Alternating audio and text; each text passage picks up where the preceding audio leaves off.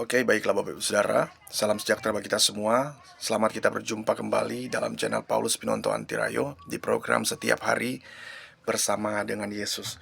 Saat ini saya akan menemani Bapak Ibu Saudara dalam beberapa waktu ke depan. Namun sebelum Bapak Ibu Saudara nonton video ini, jangan lupa tekan tombol subscribe-nya bagi yang belum subscribe. Lalu kemudian bisa komen, dan Bapak Ibu jangan skip video ini, jangan lewati video ini agar supaya Bapak Ibu Saudara mendapatkan notifikasi khotbah-khotbah saya. Dan Bapak Ibu Saudara jangan lupa like sebanyak-banyaknya video ini, dan Tuhan Yesus memberkati. Dan terima kasih kepada Bapak Ibu Saudara yang sudah subscribe channel ini. Semoga channel ini makin berkembang berkat dukungan dan support dari Bapak Ibu Saudara dimanapun berada. Dan saat ini jika Bapak Ibu Saudara membutuhkan layanan doa, silakan Bapak Ibu Saudara tinggalkan komentar di kolom komentar di bawah ini. Dan Bapak Ibu bisa menghubungi kami di 0852 40 30 29 30. Nanti tim doa kami, tim doa Yabes, akan mendoakan Bapak Ibu Saudara, dan pastinya doa kami menyertai Bapak Ibu Saudara. Dalam Alkitab Bapak Ibu Saudara, kita mengenal berbagai macam puasa. Ya, ada puasa Musa, ada puasa Daniel, ada puasa Daud, ada puasa Esther, atau puasa biasa ya, yang sering disebut puasa normal dan puasa sepenuhnya. Nah, Bapak Ibu Saudara, puasa-puasa ini ada level-level, ada klasifikasinya. Nah, Bapak Ibu Saudara, tema khotbah saya akan berikan tema renungan saya atau tema khotbah saya adalah manfaat berpuasa. Mari kita lihat di dalam kitab Matius pasal 4 ayat pertama. Mari kita lihat dan saya akan bacakan buat kita semua. Matius yang keempat, atau Matius pasal yang keempat ayat yang pertama sampai ayat yang ke-11 saya akan bacakan. Firman Tuhan berkata, "Maka Yesus dibawa oleh Roh ke padang gurun untuk dicoba iblis, dan setelah berpuasa 40 hari dan 40 malam, akhirnya laparlah Yesus. Lalu datanglah si pencoba itu dan berkata kepadanya, 'Jika engkau anak Allah, perintahkanlah supaya batu-batu ini menjadi roti.' Tetapi Yesus menjawab, 'Ada tertulis, manusia hidup bukan dari roti saja, tetapi dari setiap firman yang keluar dari mulut Allah.'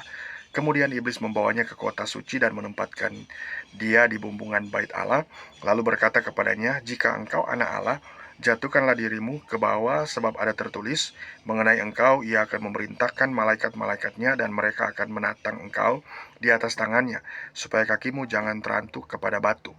Yesus berkata kepadanya, 'Ada pula tertulis, jangan engkau mencobai Tuhan Allahmu.' Dan iblis membawanya pula ke atas gunung yang sangat tinggi dan memperlihatkan kepadanya semua kerajaan dunia dengan kemegahannya, dan berkata kepadanya, 'Semua itu akan kuberikan kepadamu jika engkau sujud menyembah aku.' Maka berkatalah Yesus kepadanya, 'Enyahlah iblis, sebab ada tertulis, engkau harus menyembah Tuhan Allahmu, dan hanya kepada Dia sajalah engkau berbakti.' Lalu iblis meninggalkan dia, dan lihatlah malaikat-malaikat datang melayani Yesus." Nah, Bapak Ibu Saudara, di sini ada beberapa hal ketika kita berpuasa, ya. Ada beberapa hal. Hal yang pertama, ketika kita berpuasa, yang terjadi adalah kita tidak gampang terpengaruh. Kalau kita lihat di dalam ayat yang ketiga sampai ayat yang keempat, firman Tuhan katakan, "Lalu datanglah si pencoba itu dan berkata kepadanya, 'Jika engkau anak Allah, perintahkanlah supaya batu-batu ini menjadi roti.' Tetapi Yesus menjawab, 'Ada tertulis, manusia hidup bukan dari roti saja, tapi dari setiap firman yang keluar dari mulut Allah.'" Nah, hal pertama ini sangat luar biasa. Mengapa? Karena kita tidak gampang terpengaruh oleh tawaran-tawaran dunia, oleh tawaran-tawaran si jahat, Bapak Ibu Saudara ya. Yesus pada waktu dia mendengar apa kata si jahat, apa kata si iblis, ya, apa kata si pencoba, dan dia berkata bahwa, "Jika engkau anak Allah, perintahkanlah supaya batu-batu ini menjadi roti." Nah, Yesus dicobai. Yesus dicobai dengan apa? Dengan dia mengatakan bahwa Yesus anak Allah. Memang iblis mengakui Yesus anak Allah, tetapi itu dalam ya di suatu maksud untuk mencobai Yesus ya. Perintahkanlah supaya batu-batu ini menjadi roti. Secara tidak langsung iblis mau berkata bahwa kalau memang engkau anak Allah, kalau engkau memang punya kuasa, coba perintahkan supaya batu-batu ini menjadi roti. Nah, artinya dia menguji atau dia mencobai Yesus ya. Tetapi Yesus menjawab, "Ada tertulis, manusia hidup bukan dari roti saja." Nah, dalam hidup Ini Bapak Ibu Saudara, ketika kita dicobai, maka yang harus kita lakukan adalah jangan kita terpengaruh ya. Jangan kita terpengaruh dengan keadaan, jangan kita terpengaruh oleh situasi, jangan terpengaruh oleh kondisi dan lain sebagainya. Tetapi teruslah kita membaca firman, ya, teruslah kita mengambil referensi kita, atau teruslah kita mendasari semuanya pada firman Tuhan. Karena Yesus berkata bahwa ada tertulis manusia hidup bukan dari roti saja, tapi dari setiap firman yang keluar dari mulut Allah. Artinya, ketika Yesus mengutip firman, berarti dia sudah membaca ayat ini terlebih dahulu. Demikian juga dalam kehidupan kita. Nah, hal yang kedua, ketika kita berpuasa adalah kita akan selalu memperkatakan firman. Kalau kita lihat di ayat yang kelima, dalam pasal yang keempat, yang kelima sampai 7, firman Tuhan katakan, kemudian iblis membawanya ke kota suci dan menempatkan dia di bumbungan bait Allah. Lalu berkata kepadanya, jika engkau anak Allah, jatuhkanlah dirimu ke bawah. Ya, sebab ada tertulis mengenai engkau, ia akan memerintahkan malaikat-malaikatnya, dan mereka akan menatang engkau di atas tangannya, supaya kakimu jangan terantuk kepada batu. Yesus berkata kepadanya, ada pula tertulis, janganlah engkau mencobai Tuhan Allahmu. Nah, Bapak Ibu Saudara, hal yang kedua yang harus kita lakukan adalah kita harus selalu memperkatakan firman ketika kita dicobai, ketika kita dicobai oleh si jahat. Nah, ini adalah manfaat dalam berpuasa. Kita akan selalu memperkatakan firman. Bagaimana mungkin seseorang dikatakan dia sedang berpuasa, tetapi dia tidak pernah membaca Alkitab, dia tidak pernah memperkatakan firman Tuhan? Tidak mungkin itu berpuasa, dan itu tidak ada relasinya. Pasti itu tidak akan terkonek, tidak akan tersambung dengan apa yang dimaksudkan oleh firman Tuhan. Tentu ketika seseorang berpuasa sama seperti Yesus berpuasa, maka ada firman di sana ya.